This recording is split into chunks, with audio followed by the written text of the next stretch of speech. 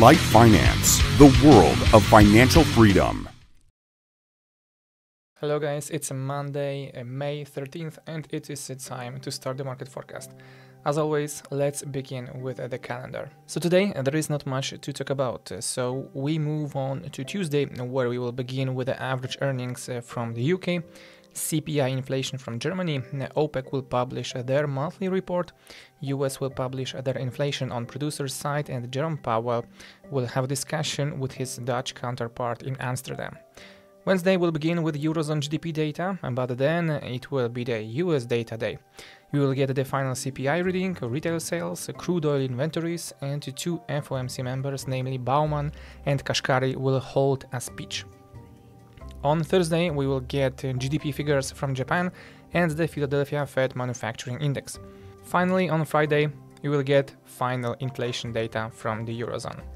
Now, as always, let's discuss the fundamentals for the Euro-USD.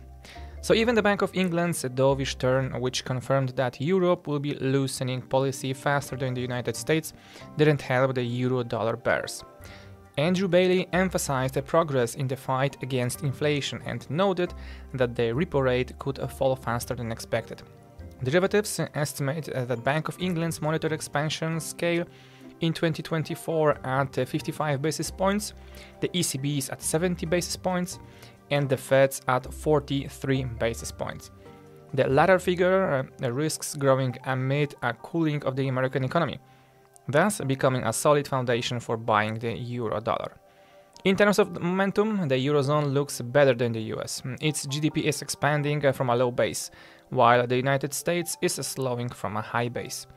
The divergence in economic growth will narrow, allowing the euro to continue its rally against the greenback.